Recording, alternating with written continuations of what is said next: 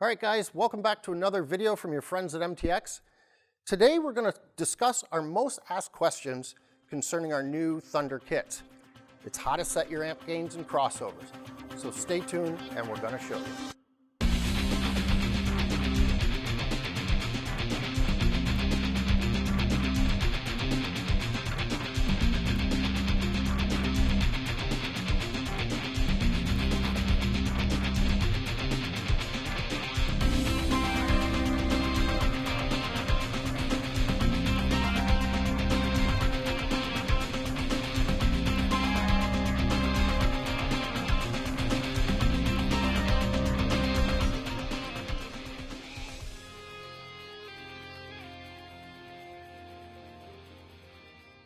And remember, no matter what kit you have, whether it be ride command or non-ride command, 3 speakers, 5 speakers, your amp gains are all going to be set the same to begin with.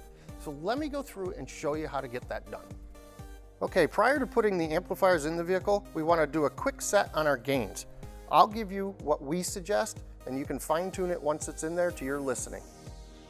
We want to make sure our input level is on low. The gain on 5/8 to 3/4.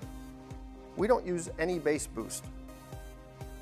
Set your low pass frequency to approximately 80 Hertz.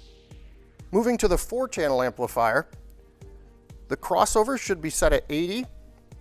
On the front level should be about 5/8. The rear level should be about 5/8. And again, the rear crossover on high. Now that you've got your gains and crossovers all set, you're going to want to watch the full-length video to see how to install these amplifiers in your car.